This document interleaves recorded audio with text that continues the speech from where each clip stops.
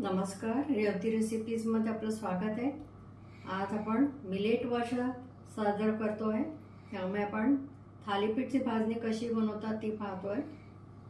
त्यासाठी मी इथे बाजरी घेतली आहे, तांदूळ घेतले आहे, ज्वारी घेतले आहे। हे समप्रमाणात घेतलेले आहे, पण ह्या वाटीने मी 1 वाटीभर सगळं घेतलेलं आहे।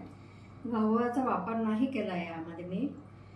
आणखीन इथे अर्धा कप चणा डाळ घेतली आहे, कप किंवा वाटी। आता इथे वाटी घेतली आहे म्हणून मी इथे वाटीने सगळं घेतलं आहे। इथे अर्धा वाटी मूग डाळ घेतली आहे, अर्धा वाटी 1/4 कप आपण उडदाची, म्हणजे अर्धा कप नाही म्हणता येणार, इथे आपण वाटी घेतली म्हणून 1/4 वाटी आपण उडदाची डाळ घेतली आहे।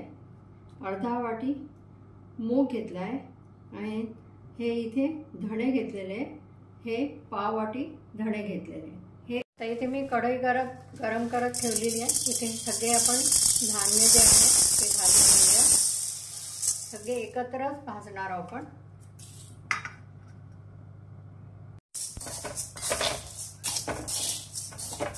सुरुवातीला मंद आचेवर भाजायचं, मग थोडंसं आपण मीडियम करू शकतो।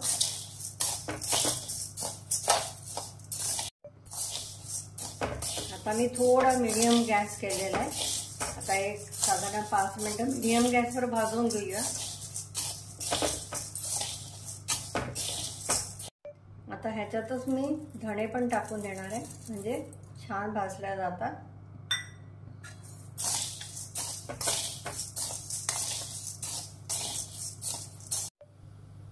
आता आपण एक 5-7 मिनिटं झालेले। आता ह्याच्यामध्ये आपण 2 चमचे जिरे घातलेले। आता याला छान मिक्स करून घेऊया आणि पुन्हा एक 5 मिनिट आपण भाजून घेऊया। भाजणीचा सुगंध पूर्ण किचनमध्ये दरवळला आहे।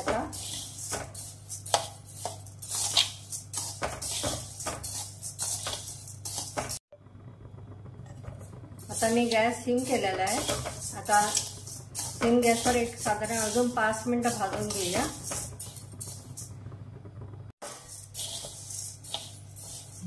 आपली भाजणी छान भाजल्या गेलेली, छान सुगंध सुटलेला आहे। आता आपण गॅस बंद करूया।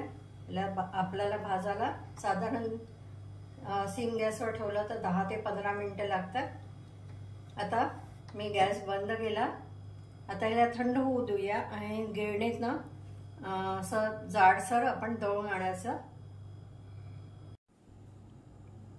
आपलं थालीपीठचं भाजणीचं पीठ तयार झालेलं आहे, रंग पण सुरेख आलेले आहे। आता या पुढच्या व्हिडिओमध्ये मी थालीपीठ कसं बनवायचं ते दाखवणार आहे, तर तुम्ही पण नक्की करा। तुम्हाला आवडल्यास लाईक करा, चॅनलला सबस्क्राईब करा, व्हॉट्सअप आणि फेसबुकवर शेअर करा।